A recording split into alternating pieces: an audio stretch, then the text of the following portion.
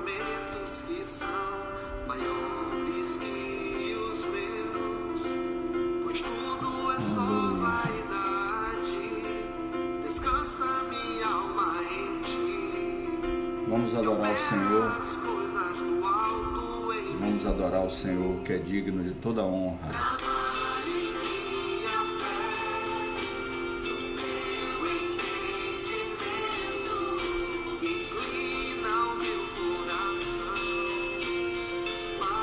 Louvado seja Deus, louvado seja Deus. Praise the Lord.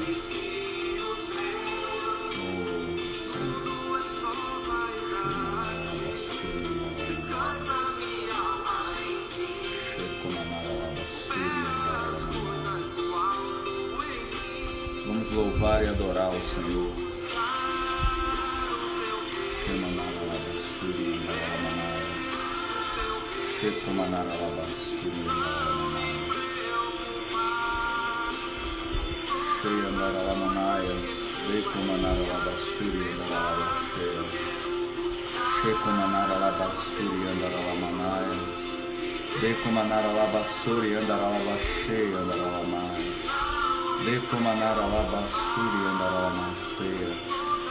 Onde você estiver agora, comece a adorar o Senhor. Comece a adorar o Senhor. Oh Senhor, nada pode tomar o teu lugar. Ninguém pode impedir o teu agir, Senhor.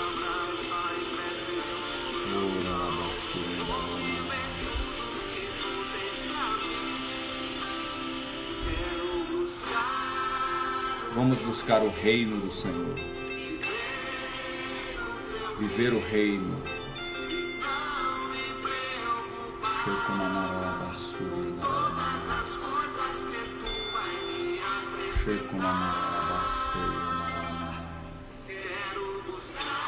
Adore o Senhor. Eleve o teu pensamento ao alto. Adore o Senhor. Adore o Senhor.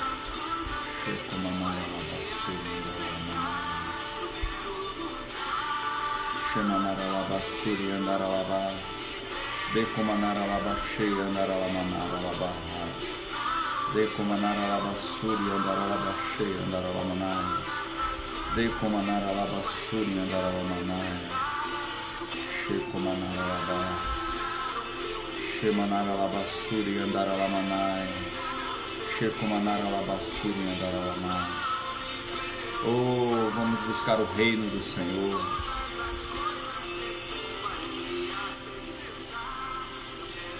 Essa manhã de adoração ao Senhor, esse culto de Páscoa, é um momento de adoração ao Senhor. Vamos adorar o Senhor. Adore, adore ao Senhor. Adore ao Senhor. Precisamos aprender a adorar o Senhor em qualquer circunstância. Trabalhe em nossa fé, Senhor. Aleluia. Glória ao teu nome, Senhor. Bom dia, irmãos. Graça e paz. Nós estamos reunidos através do meio que é possível, que é a internet, para nessa manhã termos o nosso culto de Páscoa, culto de celebração, culto de alegria. Estava refletindo logo mais cedo como nós somos completamente sem qualquer poder para determinar como serão os nossos dias futuros. Eu refletia que hoje seria um dia onde a Igreja Gera Vida de Salvador e Gera Vida Litoral Norte estaríamos todos reunidos no nosso Acampe Vida para fazermos o nosso culto de Páscoa. Nós vínhamos durante esses últimos 8 anos, nós temos feito todo final de semana de Páscoa um acampamento com toda a igreja. Isso tem sido sempre assim, planejamos e acreditamos que seria assim novamente, mas não foi, e as coisas ocorreram para mostrar a nossa fragilidade, a nossa impotência diante de determinadas circunstâncias e a nossa incapacidade de mudar o curso da história, o curso do tempo, o que nos obriga a reconhecer mais do que nunca que nós somos totalmente dependentes do Senhor. É o Senhor que nos sustenta, é o Senhor que garante o nosso futuro. Se tem alguma coisa que para aquele que está em Cristo é certo, é que nós já passamos da morte para a vida e vivemos em Cristo, e o que está reservado para nós ninguém pode tirar. Não é vírus, não é circunstância, não é decreto de governo, que é a vida eterna e é a vida plena em Cristo Jesus. Nessa manhã nós temos a oportunidade de nos reunir para cear, para compartilharmos vida. Confesso que é a primeira vez que vou cear pela internet, né? Já vi nessa minha caminhada muita forma de ceia, igrejas que têm ceias em todos os cultos. Nos Estados Unidos é bem comum todo culto ter ceia. Tive a oportunidade de ir na IHOP em Kansas City, uma igreja que já há 15 anos não fecha as portas, funciona 24 horas por dia, 365 dias no ano. São 15 anos funcionando, ou 16 anos sem fechar as portas, e lá a ceia também é todo dia, todo culto tem ceia, e são vários cultos no dia, de 2 em 2 horas muda a equipe de louvor, de adoração e da palavra. Mas pela primeira vez nós vamos ter a oportunidade de cear pela internet, eu particularmente como pastor, e é algo que de alguma forma nos é diferente, mas da mesma forma nos instiga para mostrar que a igreja somos nós, e onde quer que nós estejamos, o que nos une não é um canal de televisão ou de internet, nem tampouco um sinal de Wi-Fi. O que nos une é o sangue de Jesus derramado na cruz do Calvário, que nos conectou todos nele, em Cristo, de modo que nós possamos viver sendo um só corpo, um só coração, e em todo tempo, haja o que houver, estaremos juntos, porque fazemos parte da mesma família, a família de Deus. Amém? Eu quero desafiar você a abrir a sua Bíblia no livro de João, no capítulo 20, logo no verso 1.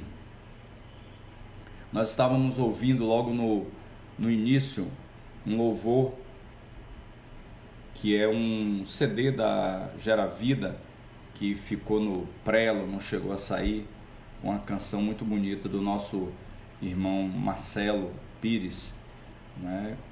E que fala muito ao meu coração, e acredito que também ao coração da igreja. João capítulo 20, a partir do verso 1, nós vamos ler, é uma leitura um pouco longa até o verso 18. No primeiro dia da semana, Maria Madalena foi ao sepulcro de madrugada, sendo ainda escuro, e viu que a pedra estava revolvida. Então correu e foi ter com Simão Pedro e com outro discípulo a quem Jesus amava, e disse-lhe: tiraram do sepulcro o Senhor, e não sabemos onde o puseram. Saiu, pois, Pedro e o outro discípulo e foram ao sepulcro. Ambos corriam juntos, mas o outro discípulo correu mais depressa do que Pedro e chegou primeiro ao sepulcro. E abaixando-se, viu os lençóis de linho, todavia não entrou. Então Simão Pedro, seguindo, chegou e entrou no sepulcro. Ele também viu os lençóis e o lenço que estivera sobre a cabeça de Jesus, e que não estava com os lençóis, mas deixado num lugar à parte. Então entrou também o outro discípulo que chegara primeiro ao sepulcro e viu e creu, pois ainda não tinham compreendido a Escritura, que era necessário ressuscitar ele dentre os mortos. E voltaram os discípulos outra vez para casa. Maria, entretanto, permanecia junto à entrada do túmulo, chorando. Enquanto chorava, abaixou-se e olhou para dentro do túmulo, e viu 2 anjos vestidos de branco, sentado onde o corpo de Jesus fora posto, um à cabeceira e outro aos pés. Então lhe perguntaram: mulher, por que choras? E ela lhes respondeu: porque levaram o meu Senhor e não sei onde o puseram. Tendo dito isto, voltou-se para trás e viu Jesus em pé, mas não reconheceu que era Jesus. Perguntou-lhe Jesus: mulher, por que choras? A quem procuras? Ela, supondo ser ele o jardineiro, respondeu: Senhor, se tu o tiraste, dize-me onde o puseste, e eu o levarei. Disse-lhe Jesus: Maria. Ela, voltando-se, lhe disse em hebraico: Rabone, que quer dizer mestre. Recomendou-lhe Jesus: Não me detenhas, porque ainda não subi para o meu Pai.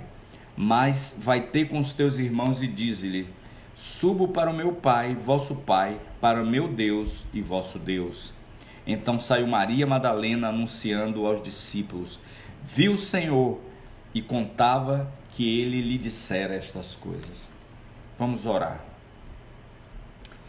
Senhor Deus, nós estamos tão felizes de podermos estar na Tua presença nessa manhã, apesar de todas as circunstâncias, apesar de todos os empecilhos que se levantaram contra a comunhão próxima, contra o abraço afetuoso, quanto ao toque tão necessário, contra o ósculo santo que nos foi dito para exercitar. Apesar de todos os percalços, nós não desistimos do Senhor. Apesar de todas as dificuldades, nós não desistimos de estarmos juntos a Ti, de sermos família, de caminharmos como família. Senhor, nós não desistimos da cruz, porque nós não negamos a cruz pela qual fomos salvos. Não desistimos da comunhão dos santos, porque fomos feitos uma família só. Não desistimos de estarmos juntos, não desistimos um dos outros, porque nós precisamos um do outro, somos membros um do outro, somos partes do mesmo corpo, somos membros da mesma família, somos um só corpo, a igreja viva, a igreja vitoriosa, a igreja que é a noiva do Cordeiro e que faz toda a diferença neste mundo que vive no maligno, que jaz na doença, jaz no pecado. Nós somos luz do mundo, sal da terra, cidade edificada sobre o monte. Por isso nós podemos nos levantar como igreja em qualquer condição, em qualquer circunstância, abrir a nossa voz e dizer que nós te amamos, Senhor, te adoramos e que nós estamos como atalaias, como vigias, olhando e orando e intercedendo pela nossa nação, intercedendo pelo nosso povo, intercedendo por todas as criaturas, por todos aqueles que o Senhor criou, por toda a tua criação, porque nós somos partes dessa igreja que reina em vida. Muito obrigado, Senhor, pela oportunidade de estarmos juntos como igreja. Que o Senhor possa abençoar cada lar, cada família, cada pessoa que agora está reunida conosco em oração, que está assistindo essa ministração. Que o Senhor possa tocar em todos os corações, que o Senhor possa falar em cada coração fundo e profundamente em cada coração, de forma clara, de modo que todos possam se alegrar nessa manhã, que onde haja tristeza venha a alegria, onde há incerteza venha a convicção de fé de que o Senhor está conosco e cuida de nós, que assim como foi na cruz, a tua vitória é nas nossas vidas hoje, Senhor, porque se o Senhor é por nós, quem será contra nós? Que o Senhor possa abençoar a todos e nos traga entendimento da tua palavra, Senhor, em nome de Jesus. Amém e amém. Glória a Deus, glória a Deus. Queridos, a Páscoa, e hoje Páscoa com ceia, né? Nada mais apropriado do que podermos cear no domingo de Páscoa. A Páscoa, nós lemos aqui esse texto de João que fala sobre a ressurreição. A Páscoa, na verdade, é a ressurreição. A Páscoa judaica, que é o Pessar, que é o passar por cima, que está, se você quiser abrir a sua Bíblia, descrita, detalhada no livro no Êxodo, no capítulo 12, onde se coloca a instituição da Páscoa. Só para nós termos um entendimento breve, ali nós tínhamos visto o povo de Deus que estava no Egito, no cativeiro do Egito, e vimos que Moisés volta do deserto com uma palavra de Deus de libertação para o povo, e ele vai e fala com Faraó, explica a Faraó que Deus determina que seu povo seja libertado, Faraó resiste e vem 9 pragas. Essas 9 pragas que vieram foram suportadas por todos. Todos passaram por aquelas 9 pragas. Não só os egípcios, como também os judeus. Porque em momento nenhum na palavra de Deus nos diz que os judeus ficaram livres daquilo. O mar vermelho ficou, o mar ficou tomado de sangue, porque foi assim mesmo. Vieram os gafanhotos e comeu tudo que tinha de produção, as moscas, vieram as saraivas, né? A chuva de gelo, enfim, tudo aquilo afetou a todos eles. Mas no último momento, que era a última praga, a 10ª praga, o Senhor dá uma estratégia para o povo. E diz, e não está ali dizendo que era apenas para o judeu, traz uma estratégia. E aquilo já aponta para os gentios que somos nós hoje. E determina que fosse tomado um cordeiro, um cabrito, sem nenhum tipo de defeito, e que ele fosse separado e fosse sacrificado. E que o sangue que fosse retirado daquele cordeiro fosse passado nos umbrais das portas, ou seja, nas vergas das portas, na passagem, né, onde fica como se fosse os contramarcos das portas, né, onde fica a porta colocada, de modo que o anjo da morte, o destruidor, que iria entrar, iria passar naquela noite e levar todos os primogênitos de homens e animais, não tocassem, não entrasse, não matasse naquelas casas onde tinha aquela marca, que era a marca do sangue daquele cordeiro que for imolado.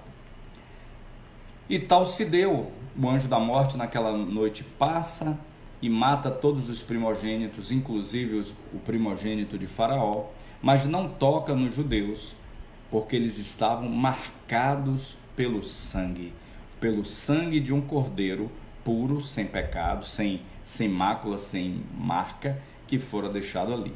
Nós vemos aí claramente uma tipologia, aí está apontando para algo que aconteceria lá mais à frente, como antes também já tinha uma marca sobre o cordeiro, porque nós vemos quando Abraão sai com Isaac caminhando para ir fazer uma oferta, e quando ele vai caminhando, Isaac vira para o pai e diz assim: pai, nós temos aqui o fogo, temos a lenha, temos aqui o cutelo para poder sacrificar, mas onde é que está o cordeiro? E Abraão responde para ele dizendo assim: Deus proverá o cordeiro para o holocausto, ou seja, Deus é quem daria o cordeiro, que seria o cordeiro que iria ser sacrificado em holocausto. E nós vamos ver ali já em Isaac uma demonstração clara do sacrifício vicário, ou seja, do sacrifício substitutivo, porque aquele cordeiro que seria imolado foi o cordeiro que impediu que Isaac fosse sacrificado, porque no momento que Abraão vai sacrificar Isaac, tem lá um cordeiro, né? Jeová Jireh proveu, se toma o cordeiro, imola, e Isaac sai vivo, porque alguém tomou o lugar dele.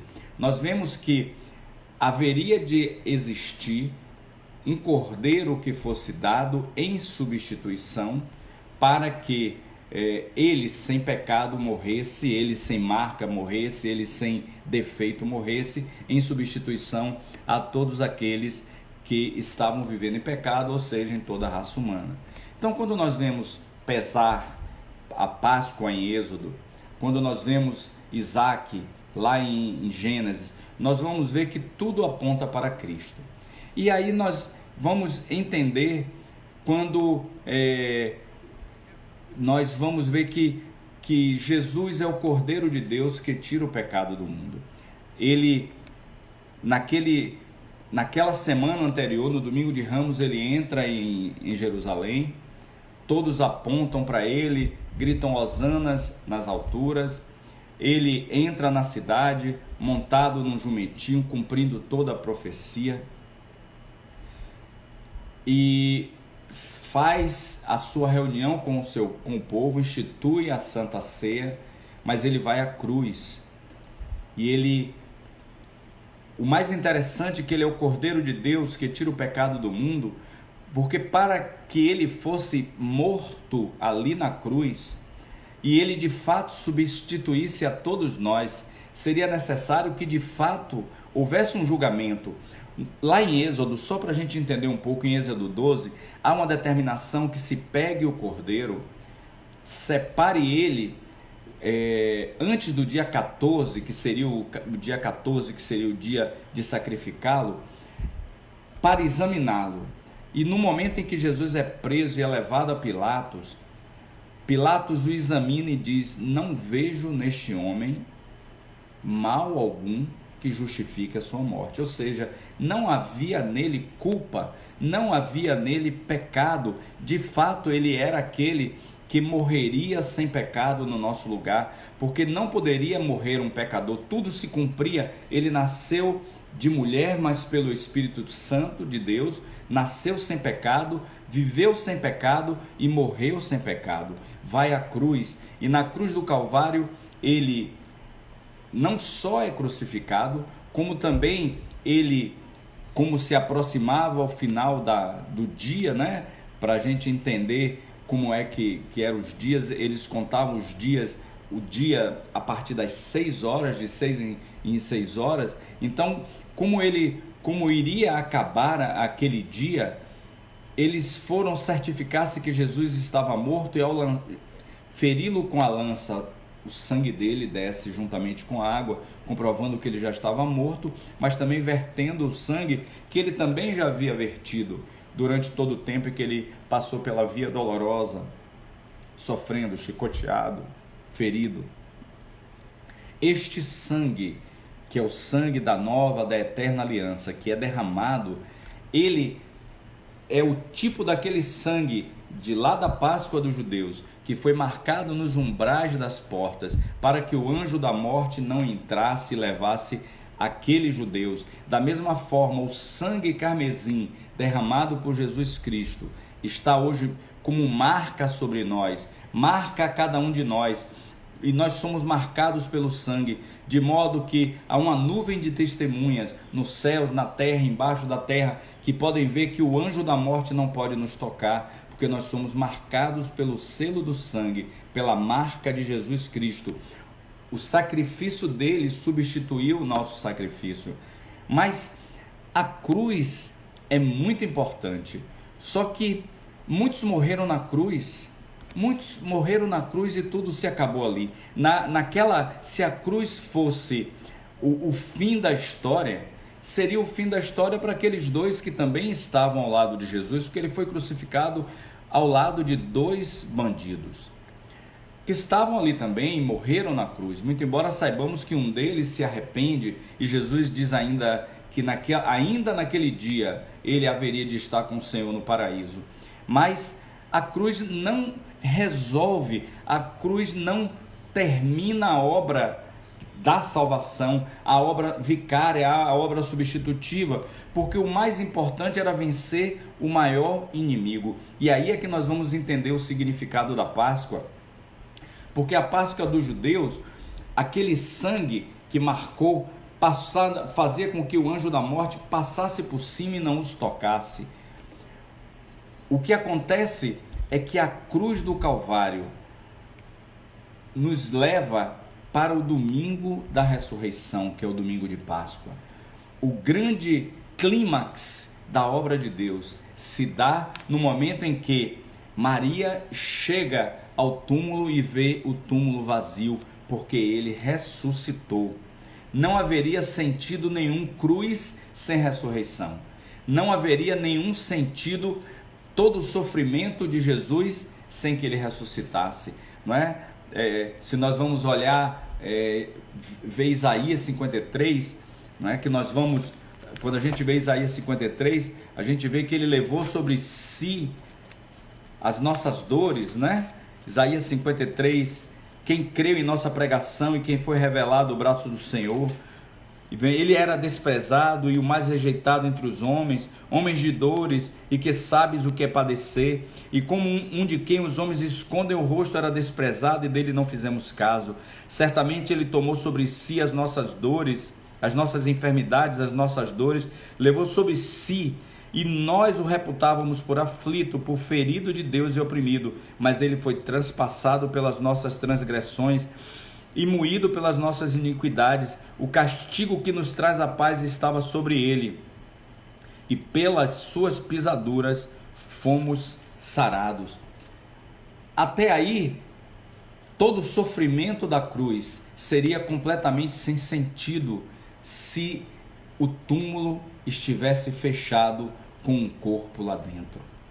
A diferença, a nossa Páscoa é Jesus ressurreto. A nossa Páscoa é um Jesus que não está na cruz. É por isso que o nosso crucifixo, quem gosta de usar um crucifixo, quem tem uma cruz em casa, ou quem poderia colocar uma cruz no teto do seu quarto, é uma boa ideia você mandar pintar uma cruz no teto do seu quarto, bem em cima de onde você deita, para que toda manhã, quando você acordar, você abrir os seus braços se posicionando naquela cruz e dizendo assim: estou crucificado com Cristo e agora vivo não mais eu, mas Cristo vive em mim, e a vida que vivo nesta carne, neste corpo, vivo pela fé no Filho de Deus, que me amou e se entregou no meu lugar. Porque esse é o significado da cruz. O significado da cruz foi o sacrifício vicário, que ele morreu por nós, mas também ressuscitou por nós. Ressuscitou para nos dar vida eterna, para nos dar vida em abundância, para nos fazer viver a plenitude da vida.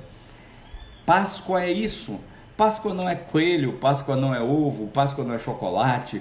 Páscoa é Jesus Cristo, e Jesus Cristo ressurreto, e Jesus Cristo vivo, Jesus Cristo que venceu a morte, Jesus Cristo que passou da morte para a vida, Jesus Cristo que faz a diferença na vida de cada um de nós.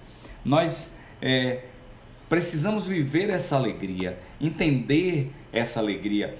O que você ganhou na cruz, ninguém pode lhe tirar. O que você ganhou na cruz, nada vai tomar de você. Mesmo aqueles que já dormiram, como diz a palavra de Deus, aqueles que já morreram, que morreram em Cristo, vivem em Cristo. Vivem em Cristo. Esse é o significado da ressurreição, da cruz. Vivemos dias de incerteza, tantas pessoas preocupadas com o vírus que está dominando, que está levando tanta gente ao desespero. Mas na verdade, seria bom se nós, como cristãos, pudéssemos a cada dia que vem uma notícia ruim dessa, dizer assim: para mim o viver é Cristo e o morrer é lucro. Porque há um receio tão grande de se viver aquilo que está determinado para nós. E o apóstolo Paulo, a dizer isso, ele é bem claro: o viver é Cristo. Se eu tenho que viver, eu tenho que viver por Cristo, em Cristo e com Cristo. Mas se eu morrer, de qualquer forma que seja, é um lucro, porque eu vou experimentar mais cedo a glória eterna, experimentar mais cedo a plenitude de Cristo, vê-lo face a face. Esse é o significado da Páscoa. Entender que Jesus morreu por mim para me dar vida, e assim como ele ressuscitou, eu que estava morto dos meus delitos e pecados, também passei da morte para a vida e vivo com Cristo, em Cristo e por Cristo. Esse é o grande significado da Páscoa, meus irmãos. Eu creio dessa forma. Eu creio que a cruz foi o caminho, foi necessário, é importante. O Senhor Jesus fala bem claro: aquele que quer vir após mim, negue-se a si mesmo, tome a sua cruz e siga-me. Mas seguir o quê? Seguir para viver uma vida de plenitude, uma vida em abundância, uma vida completa. Temos tido tanto tempo para ficarmos em casa, para fazer o quê? Para louvar a Deus, para falar do amor de Deus, para reverenciar a Jesus, para dizer do amor dele, para pensar o bem, para pensar coisas boas, para evitar, rejeitar, suspeitar o mal, para tomar autoridade e dizer: na minha casa quem reina é Jesus Cristo, ele é o Rei dos Reis e o Senhor dos Senhores na minha casa, porque ele é o Rei ressurreto, porque ele morreu na cruz, mas ressuscitou, porque o poder estava sobre ele, e o mesmo poder que estava sobre ele habita hoje em mim. O poder que levantou Jesus Cristo da morte, o Espírito Santo de Deus, habita em cada um de nós e nos faz templo do Espírito Santo. Por isso é que nós temos que nos alegrar nessa Páscoa, viver esse dia de hoje nessa alegria. A Páscoa não é tristeza, a Páscoa não é momento de dizer, meu Jesus morreu, meu Jesus morreu. Não, meu Jesus ressuscitou. Fique feliz porque ele ressuscitou. Fique feliz porque tem túmulo de Davi, túmulo de todos os outros que vocês procurarem. Mas não há o túmulo de Jesus com o corpo, porque o que está lá ele não está aqui. O que está escrito na porta do túmulo dele ele ressuscitou. Ele não está aqui, o túmulo dele ficou vazio. Amém? Mas Jesus, pouco antes, esse é o momento que nós vamos aproveitar para cear. Interessante é que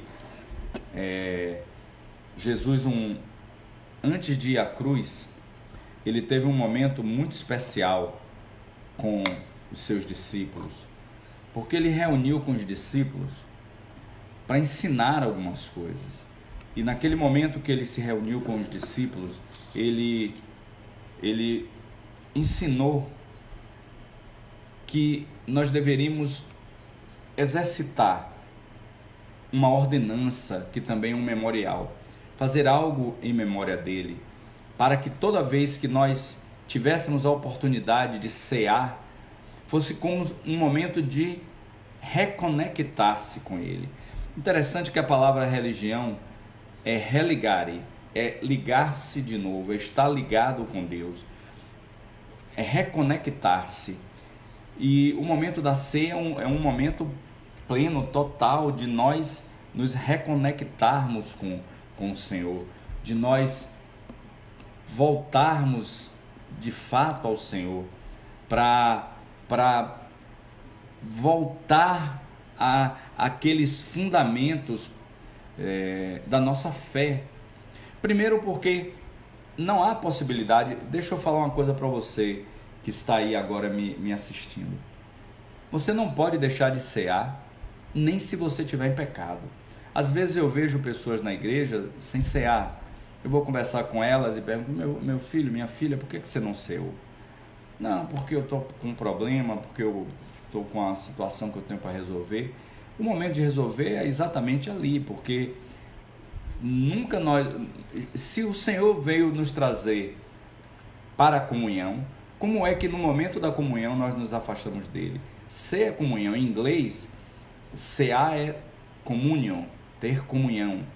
Então, se você por algum motivo está em pecado, é o momento de você se arrepender. É o momento de você examinar a você mesmo e dizer, Senhor, eu errei, eu estou falhando, eu errei em tal situação, em qual situação, e se arrepender para poder tomar a ceia, não é? Examine a si mesmo, homem, veja se há em você algum caminho mau e se arrependa, busque o Senhor, diga, eu quero experimentar esse momento, não deixe de participar, esse é um momento fundamental. Pastor, eu não tenho um vinho, o meu aqui não é vinho, é suco de uva, certo? Se você não tiver, bote suco de groselha, bote suco de laranja, bote o que for, o que importa é o que você está representando ali. Eu não posso tomar ceia porque eu não tenho suco de uva em casa. Bote água, meu filho, bote água, minha filha. Não deixe de significar, porque nós não cremos que o Senhor está no vinho, mas que esse vinho representa algo, representa o sangue do Senhor, não é? Então nós não cremos na transubstanciação, mas na consubstanciação. Aquilo significa, aquilo representa. Então, esse é o momento de você buscar o Senhor, se arrependa dos seus pecados, nada lhe impeça de participar da ceia. Se arrependa, examine você. Eu quero, antes de nós fazermos a ceia, colocar aqui um louvor. A pastora não está aqui nesse momento, porque ela teve que sair, foi algo urgente, mas ela me pediu para colocar esse hino. E é o que eu vou colocar agora, para que nós possamos ouvir. E nesse momento você vai examinar a você.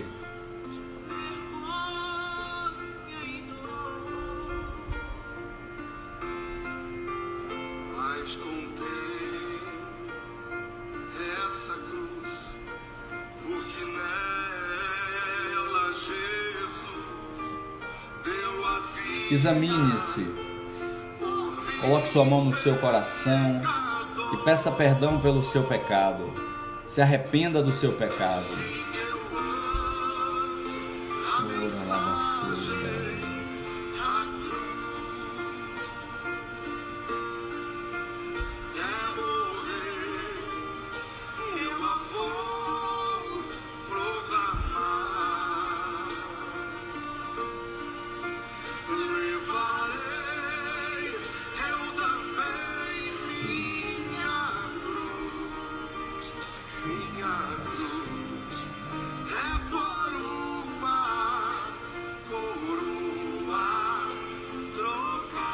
Examine-se a si mesmo,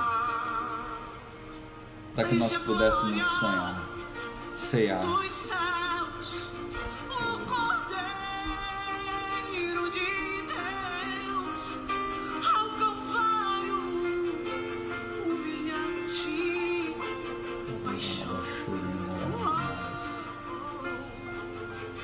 Essa cruz tem pra mim atrativos sem fim, porque nela Jesus me salvou. Aleluia, aleluia. Sim, eu amo a mensagem da cruz.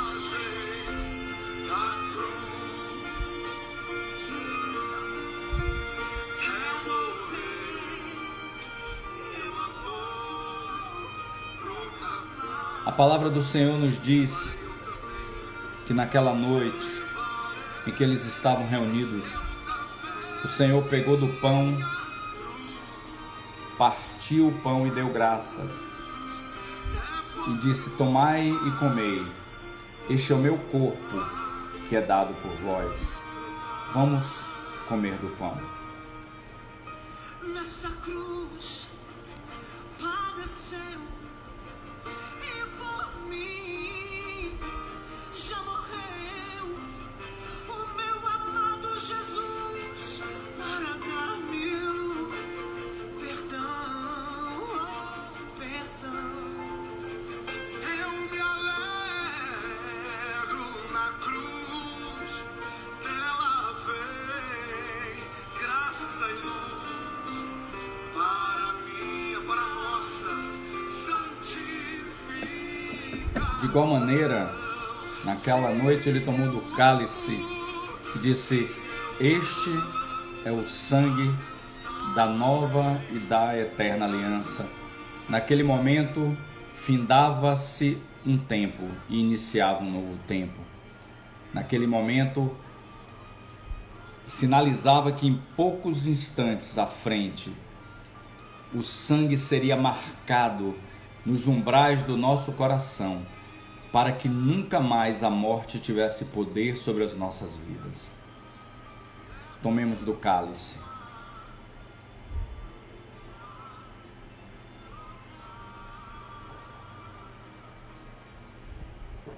Nós aqui estamos com Jesus.